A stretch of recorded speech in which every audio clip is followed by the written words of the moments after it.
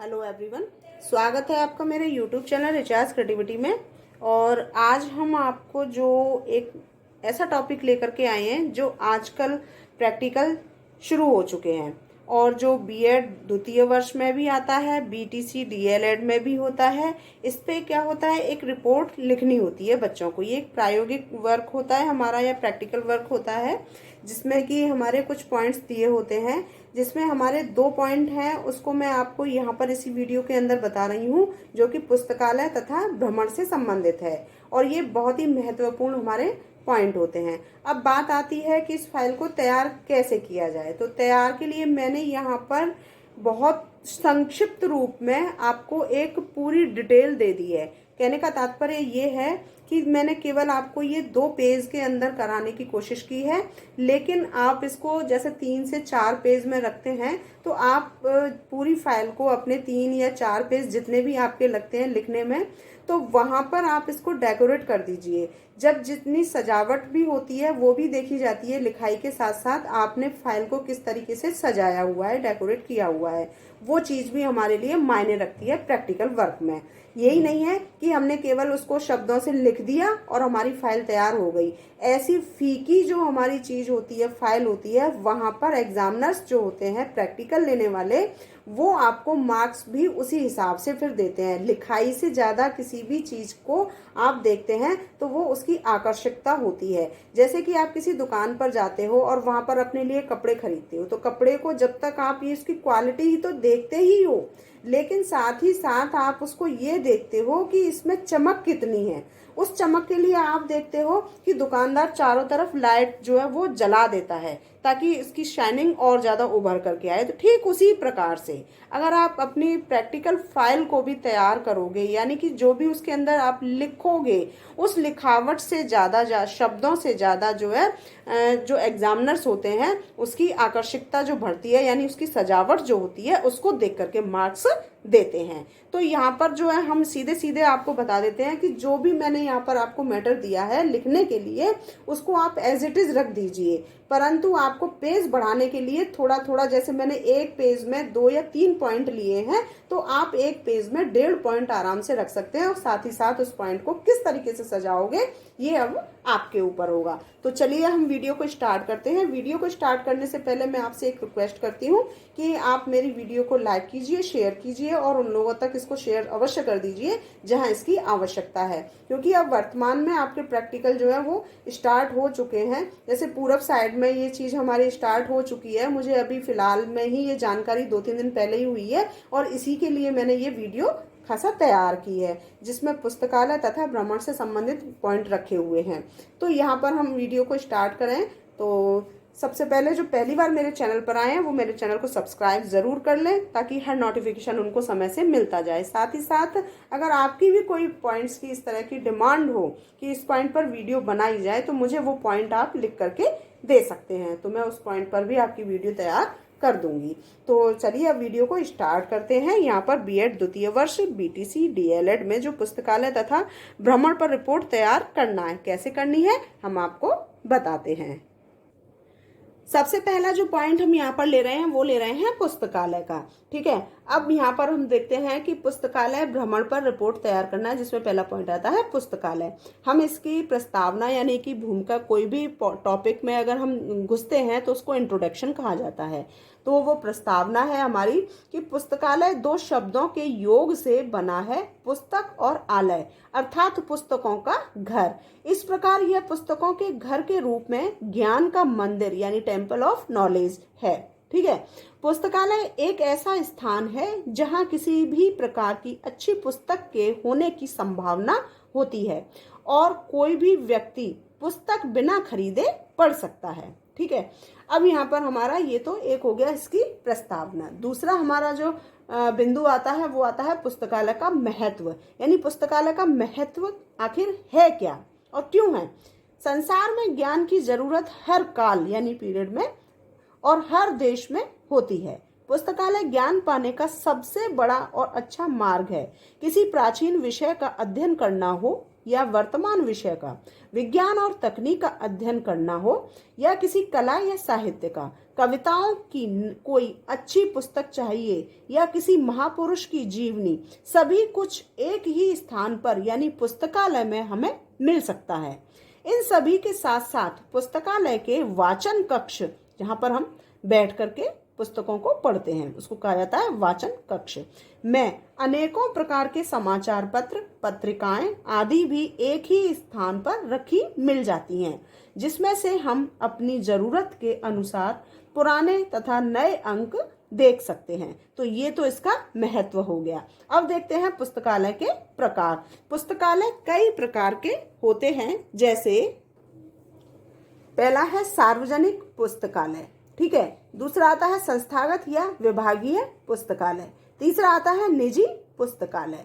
तो इस तरीके से 3 प्रकार के इसके हमने देख लिए कि किस तरह के पुस्तकालय होते हैं। सार्वजनिक पुस्तकालय सरकारी दायरे में आते हैं और सरकार द्वारा चलाए जाते हैं, और कुछ निजी संस्थाओं द्वारा भी। सार्वजनिक पुस्तकालय सामान्य रूप से सभी लोगों के लिए होता है। यहाँ सदस्यता शुल्क के रूप में कुछ राशि देकर पुस्तकें घर लाकर भी पढ़ी जा सकती हैं, ठीक है। तो यहाँ पर कुछ ऐसी सदस्यता शुल्क जमा कराने के बाद कुछ राशि दी जाती है, कुछ अमाउंट जो है वो दिया जाता है, जैसे बच्चे क्या करते हैं या कोई भी व्यक्ति हो सकता है, वो उस शुल्क को देने के बाद पुस्तकें घर लाते भी हैं और उसको पढ़ भी सकते हैं, ठीक है। विभागीय या संस्थागत पुस्तकालय स्कूल, कॉलेजों या सरकारी विभागों इत्यादि में होते हैं, जो विभाग के माध्यम से होते हैं, ठीक है, जिसका उपयोग उस स्कूल या कॉलेज या विभाग के व्यक्तियों के लिए ही होता है। यानी कि किसी भी विभाग का अगर कोई भी या संस्था है, वहां पर पुस्तकालय जो होता है, स्कूल कॉलेज जहां पर भी, तो वहां पर वो केवल स्कूल कॉलेज या सरकारी विभागों इत्यादि में भी होते हैं, तो उनका प्रयोग केवल उसी विभाग के लोग कर सकते हैं जहां उनके लिए ये व्यवस्था की गई है। यही नहीं, व्यक्ति अपने घर के किसी कमरे में अच्छी पुस्तकों का संकलन करके निजी पुस्तकालय बना सकता है। तो इतना ही नहीं होता है, बहुत से व्यक्तियों को जो है ना शौक होता है, जो भी एक कहते हैं ना पढ़ने का, एक किताबी कीड़ा जो व्यक्ति होता है, उसको नई नई तरह की एक जानकारी चाहिए होती है, और उसके लिए वो विभिन्न प्रकार की पुस्तकों को खरीद लेते हैं और उसको पढ़ते रहते हैं। बहुत से लोग तो ऐसे भी होते हैं कि रात को जब सोते हैं तो उनको नींद नहीं आती है, तो वो पुस्तक को ही लेते हैं और पढ़ते हुए ही अपनी जो उनकी नॉलेज होती है उसको और ज़्यादा डेवलप करते रहते हैं। तो उनके लिए एक ऐसा कलेक्शन जो है वो करते हैं जहाँ उनको बहुत शौक होता है, जिस तरह की पुस्तकों उनको खरीद लिया और उसको पढ़ने का, तो उसको निजी पुस्तकालय वो बना लेते हैं। तो वो निजी पुस्तकालय जो उनका कहलाता है। तो ये तो हमने पुस्तकालय के ऊपर एक छोटी सी जानकारी आपको दी थी। अब हम इस पे निष्कर्ष के तौर से देखते हैं कि जिस प्रकार किसी मंदिर में प्रवेश करने पर हमारा मन भगवान या देवी के प्रति श्रद्धा से भर जाता है, उसी प्रकार पुस्तकालय में प्रवेश करने पर हमारे मन में तरह तरह की पुस्तकों के प्रति आकर्षण तथा ज्ञान की जिज्ञासा बढ़ जाती है। यदि हमें ज्ञान पाने की जरूरत है या शौक है, तो हमें नियमित रूप से पुस्तकालय जाना चाहिए। तो ये हमने यहाँ पर पुस्तकालय के विषय में आपको बताया था। अब इसी चीज को आप अपने शब्दों को भी बढ़ा करके और इसके अंदर रख सकते हैं, आप इसको डेकोरेट करके आप रख सकते हैं। तो यानी कि फाइल में हमें जो रिपोर्ट तैयार करनी होती है वो लगभग हमारी 2 से 3 पेज के अंदर ही होती है, लेकिन 4 पेज में भी हो जाए तो कोई भी बुराई नहीं है। तो वहां पर आप उसको किस तरीके से बढ़ा सकते हो, या तो आप अपने कुछ शब्दों को इसके अंदर और डाल सकते हो, या फिर इसको आप डेकोरेट कर सकते हो। तो इस तरीके से हमारे लगभग 3 से 4 पेज बन जाते हैं। तो 2 पेज मैंने करा दिया, 1 या 2 पेज आप भी अपनी तरफ से इसमें बढ़ा सकते हो। तो ये तो हमने पुस्तकालय के ऊपर देखा। अब हम देखते हैं भ्रमण के ऊपर। भ्रमण के ऊपर हमारा जो टॉपिक भ्रमण है, उसके ऊपर हमने लिखा है कि यात्रा व भ्रमण ज्ञान अर्जन व सीखने का सबसे अच्छा माध्यम है। मनोरंजन के साथ सीखने का अवसर स्कूल के शैक्षिक भ्रमण में मिलता है। बालक अथवा व्यक्ति रोजाना की दिनचर्या से कुछ हटकर नवीन स्थानों पर भ्रमण से सिर्फ ज्ञान की ही वृद्धि नहीं होती, अपितु मानसिक रूप से भी व्यक्ति को शांति प्राप्त होती है। इसीलिए विद्यालय संस्थान बालकों को गर्मी अथवा सर्दियों में शैक्षिक भ्रमण पर ले जाते हैं। आप लोगों ने देखा होगा कि कभी कभी हम लोग एक ही जगह रहते हुए एक ही कार्य को करते हुए इतने बोर हो जाते हैं कि हमें भी चाहिए कि हमारा वातावरण जो है वो परिवर्तित हो, और उसके लिए हम सबसे अच्छी जो योजना बनाते हैं वो बनाते हैं अपने दोस्तों के साथ, अपने परिवार के साथ, अपने बच्चों के साथ कहीं बाहर निकल जाएं भ्रमण पर घूमने के लिए। अब वो चाहे वो सिटी में हो, चाहे वो कहीं पहाड़ी इलाका हो, चाहे वो समुद्री इलाका हो, वो कोई भी स्थान ऐसा हो सकता है जहां पर हमें थोड़ी देर के लिए मानसिक रूप से शांति मिल सके, तो उस चीज को कहा जाता है भ्रमण। अब इसी चीज को हम देखते हैं तो विद्यालय के आधार से, कि विद्यालय भी इस चीज की व्यवस्था कराता है। तो वो इसलिए कराई जाती है क्योंकि इससे मानसिक रूप से जो हमारे एक सोचने समझने की जो वृद्धि होती है वो उचित रूप से हो सकती है। ठीक है। भ्रमण के लिए अगर बालकों को ऐसे स्थान पर ले जाया जाए जो ऐतिहासिक हो तो मनोरंजन के साथ साथ ज्ञान प्राप्ति भी होती है। कभी कभी समुद्र के किनारे, प्रकृति के नजदीक, धार्मिक स्थलों पर भ्रमण करना अत्यंत ही मनमोहक व स्फूर्ति प्रदान करता है। यूरोप, अमेरिका तथा अन्य पश्चिमी देशों में भ्रमण शिक्षा का आवश्यक अंग है। हमारे साथ साथ जैसे हम कहते हैं ना कि हमारे देश के साथ साथ हम, ये तो अब प्रचलन में आया है भ्रमण, लेकिन हम देखते हैं तो जो बाहर के जो जैसे यूरोप और अमेरिका तथा अन्य जितने भी पश्चिमी देश हैं वहां पर शिक्षा में इस चीज को बहुत ही आवश्यक अंग माना गया है। तो इस चीज को यहाँ पर विशेष रूप से प्रकट किया है। भ्रमण से जो हम सीखते हैं उसे पुस्तकों से सीखना कठिन होता है, क्योंकि सीखने में आंख की भूमिका अन्य ज्ञानेंद्रियों की तुलना में सबसे अधिक होती है। तो देखिए यहाँ पर जो है हमारी जो इंद्रियां हैं 5, उन चीजों को बताया, तो उसमें सबसे ज्यादा जो हमारी बलवत होती है वो होती है आंख। आंख वो चीज होती है जिसके माध्यम से हम किसी चीज को देखते हैं और देखने के बाद हम उस चीज को मेमोराइज कर लेते हैं, और फिर उसको इतना जब भी आवश्यकता होती है तो एक तो हमें रिलैक्स फील होता है, दूसरा हम एक आकृति जो है वो अपने दिमाग में बना लेते हैं, और जब भी आवश्यकता होती है हम उसका चिंतन करते हैं और उससे पूरी तरह से फायदा लेते हैं। तो आंख के माध्यम से हम बहुत ज्यादा ज्ञान जो है वो अपने अंदर धारण कर लेते हैं। आपको एक छोटी सी बात बताऊं, हमारा जो दिमाग होता है वो एक बहुत बड़ी लाइब्रेरी होता है। देखने में छोटा होता है लेकिन लाइब्रेरी के रूप में अगर हम देखते हैं तो इसके अंदर बहुत सारी ज्ञानवर्धक बातें जो है वो बैठी हुई होती हैं, और जब आवश्यकता होती है वो बातें हमारी लाइब्रेरी से यानी दिमागी रूपी लाइब्रेरी से बाहर निकल करके आ जाती हैं और हमें उचित रूप से मार्गदर्शित करती रहती हैं। तो इस तरीके से ये भ्रमण का एक बहुत ही अनुभव जो होता है बहुत ही महत्वपूर्ण होता है, बहुत ही खुशी देने वाला होता है, बहुत ही उत्साहित करने वाला होता है, बहुत ही जिज्ञासा भरा होता है, जिससे व्यक्ति हर पल कुछ न कुछ सीखने की कोशिश करता है। तो यहाँ पर ये बताया कि सीखने में आंख की भूमिका अन्य ज्ञानेंद्रियों की तुलना में सबसे अधिक होती है। ठीक है। अब देखते हैं कि ज्ञान में वृद्धि, यानी कि भ्रमण से जो ज्ञान में वृद्धि कैसे होती है। भ्रमण हमारे किताबी ज्ञान में वृद्धि करता है। यह इतिहास से वास्तविक परिचित कराता है, जिससे समस्त भूगोल साकार होता है। इससे अर्थशास्त्र के सिद्धांतों की परीक्षा हो जाती है तथा नई चुनौतियां उभर कर आती हैं, और समाजशास्त्र की भी नींव जो है वो मजबूत होती है। यानी कि ये जो भ्रमण होता है वो हमारे किताबी ज्ञान में जो होती है ना उसको वृद्धि करता है, बहुत ज्यादा वृद्धि करता है, और यह जो इतिहास से एक वास्तविक परिचित कराता है, क्योंकि हम जहाँ जाते हैं घूमने के लिए एक प्लान तैयार करते हैं वो एक ऐसा उससे कोई ना कोई ऐसा इतिहास जो है वो जुड़ा होता है, तो वहां उससे वो परिचित कराता है। अगर हम यहाँ पर विषय के आधार से देखते हैं तो यहाँ इससे एक भूगोल, क्योंकि पूरी पृथ्वी हमारे लिए भूगोल है, तो वहां पर हम उससे एक साकार रूप लेकर के कुछ ना कुछ सीखते हैं। ठीक है। अब इसमें अर्थशास्त्र के जो सिद्धांत होते हैं उसकी भी परीक्षा हो जाती है, उसमें एक नई नई चुनौतियां जो उभर कर के सामने आती हैं उसको समझने की शक्ति हमारे अंदर आती है। साथ ही साथ जो समाजशास्त्र की जो नींव होती है वो भी इससे मजबूत होती है। अगला हेडिंग देखते हैं कि संसार के व्यावहारिक ज्ञान की प्राप्ति।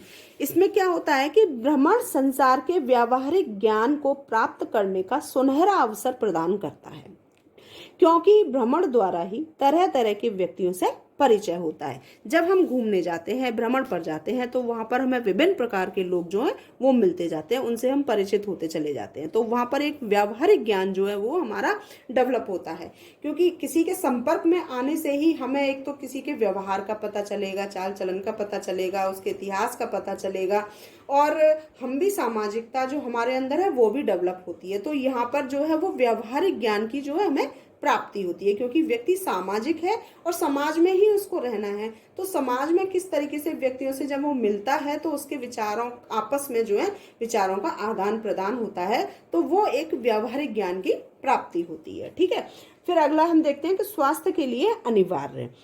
मस्तिष्क के स्वास्थ्य के लिए भ्रमण अत्यंत आवश्यक है। इससे मस्तिष्क का विकास होता है।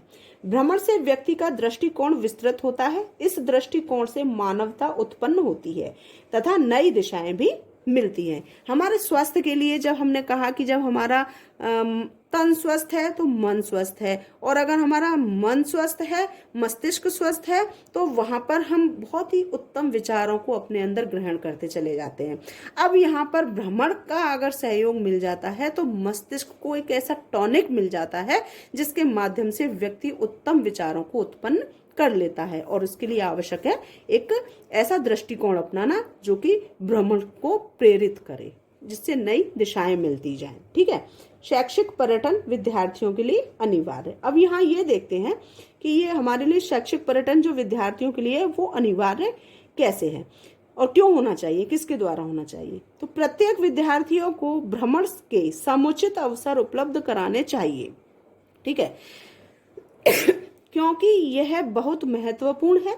इसके लिए विद्यालयों, संस्थानों, सरकार की ओर से स्वतः ही प्रयास करने चाहिए, परंतु धन अभाव की व्यवस्था को देखते हुए यह कार्य ज्यादा प्रगति पर नहीं है। कुछ विद्यालय तथा संस्थान छात्रों से धन लेकर भ्रमण कराते हैं तो कहीं धन देकर भी छात्र भ्रमण पर नहीं जा पाते। यह बड़ा दुर्भाग्यपूर्ण है और कहीं छात्र भी इसकी महत्ता को नहीं समझ पाते हैं।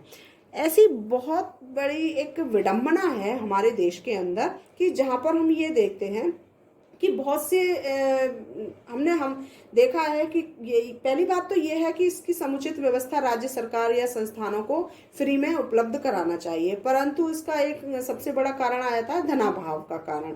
ठीक है, चलिए उसको भी एक सैल्यूशन के तौर पर, जैसे कुछ विद्यालयों के अंतर्गत इस चीज को नियमित रूप से हमारे सिलेबस के अंतर्गत रखा गया है।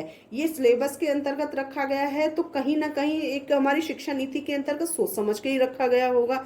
अब उस चीज की महत्ता को समझना, सबसे पहले तो विद्यालय को ही इस चीज को समझना होगा कि किस तरीके से शैक्षणिक संस्थान जो है वो किस तरीके से डेवलप कर सकते हैं। तो उनको ये फ्री में सुविधाएं देनी चाहिए बच्चों को। अगर सुविधाएं नहीं दे पाते हैं, कहीं कहीं जैसे बच्चों से धन ले लिया जाता है, तो उसके आधार से हमें उसको ये सुविधा देनी चाहिए। परंतु विडंबना सबसे बड़ी ये होती है कि कहीं कहीं धन लेने के बावजूद भी बालक को केवल एक मनोरंजन का रूप दे करके एक छोटी मोटी चीजों से हम भ्रमण करा देते हैं। तो वो चीज नहीं, ऐसे स्थानों पर ले जाकर के उनका भ्रमण कराना चाहिए जहां पर उनका समुचित रूप से विकास हो सके, ऐतिहासिक रूप का विकास हो सके। ठीक है, दूसरी बात ये आती है कि कुछ विद्यालय ऐसे भी होते हैं कि धन ले भी लेते हैं परंतु फिर भी उनको भ्रमण के लिए नहीं ले जाते हैं। ये अनुचित होता है। तो ये चीजें नहीं करनी चाहिए, क्योंकि यहाँ पर हम अपने साथ अपना विश्वास भी खोते हैं, साथ ही साथ उन बच्चों का भी विश्वास खो देते हैं जो उनके सिलेबस में होता है। अब यहाँ पर प्रेरित करना चाहिए हर एक बच्चे को। अब यहाँ कुछ बच्चे भी नहीं समझते हैं इसकी महत्ता को, तो बच्चों को भी इस चीज की महत्ता को समझना चाहिए और अपने विद्यालयों के ऊपर इस चीज का प्रयोग भरपूर एक जोर देना चाहिए कि क्यों हमारे जब सिलेबस में ये आवश्यक है तो हमें इस चीज को क्यों नहीं कराया जाता है। ये एक्टिविटी है तो इस एक्टिविटी को क्यों नहीं कराया जाता है। तो ये चीज यहाँ पर समझनी होगी विद्यालयों को भी और विद्यालय के छात्रों को भी और छात्रों के अभिभावकों को भी। ठीक है, और अंत में जैसा कि निष्कर्ष होता है, तो निष्कर्ष में हम देखते हैं कि भ्रमण द्वारा व्यक्ति, बालक सभी का विकास प्रचुर मात्रा में होता है। इसके लिए सभी प्रकार के प्रयास करने चाहिए, चाहे वह विद्यालय, संस्थान व सरकार द्वारा हो या छात्र अभिभावक द्वारा। तथा भ्रमण का पूरा लाभ उठाने के लिए हमें यात्रा के दौरान अपनी आंख व कान खुले रखने चाहिए तथा मन में सीखने की ललक होनी चाहिए। जब भी भ्रमण के लिए जाते हैं तो व्यक्ति को संपूर्ण रूप से अपनी आंख और कान को खोल करके रखना चाहिए कि हमें क्या सीखने को मिल रहा है और हमारे लिए क्या उपयोगी है, क्योंकि इससे हमारा तन और मन दोनों ही प्रफुल्लित होते हैं और मस्तिष्क इससे विकसित होता है। तो इस चीज को आपने देखा होगा, विदेशी जो हमारे देश में आते हैं कितना धन खर्च करते हैं। तो वो क्यों आते हैं? वो केवल इसीलिए आते हैं कि हर व्यक्ति की जरूरत होती है कि कुछ समय के लिए अपने जीवन को इस ऐसे स्थान पर ले जाया जाए जहां से हमें कुछ सीख मिले, नई राह मिले। तो उस चीज को हमें सीखने के लिए एक ललक व्यक्ति में होती है, तभी वो इस क्रिया को करता है। तो मैंने आपको यहाँ पर इस वीडियो के अंतर्गत पुस्तकालय और भ्रमण इन दोनों का महत्व भी बताया और इसके ऊपर कैसे रिपोर्ट तैयार करनी है वो चीज भी बताया। कुछ मैंने शब्दों के माध्यम से आपको समझाने की कोशिश की है और बाकी आपके सामने शब्दों में लिखित रूप से है। तो आप चाहें इसको एज इट इज उतार सकते हैं। कुछ शब्द जो मैंने बोले हैं उन शब्दों को आप बार बार वीडियो को रिपीट करके सुन सकते हैं, तो उसको भी एज इट इज रख सकते हैं। तो जैसे आपको अच्छा लगे उस तरह से आप अपनी रिपोर्ट तैयार कीजिए और प्रैक्टिकल में अच्छे मार्क्स लीजिए। साथ ही साथ इसको जितना डेकोरेट करेंगे आप उतने मार्क्स आपको अच्छे से अच्छे मिलेंगे। अगर वीडियो आपको पसंद आई है तो प्लीज वीडियो को लाइक करना ना भूलें, शेयर करना ना भूलें जहां इसकी आवश्यकता है वहां पर। और पहली बार अगर मेरे चैनल पर आए तो मेरे चैनल को सब्सक्राइब जरूर कर लें। साथ में जो बेल आइकॉन है उसको भी प्रेस कर दें ताकि हर नोटिफिकेशन आपको समय से मिलता जाए। साथ ही साथ मैं आपसे ये भी कहूंगी कि अगर आपका कोई एक और आपके सिलेबस से संबंधित कोई भी पॉइंट है आप उसको मुझे बता सकते हैं ताकि मैं उस पर भी वीडियो बना सकूं। वीडियो देखने के लिए आप सभी का बहुत बहुत धन्यवाद। नमस्कार।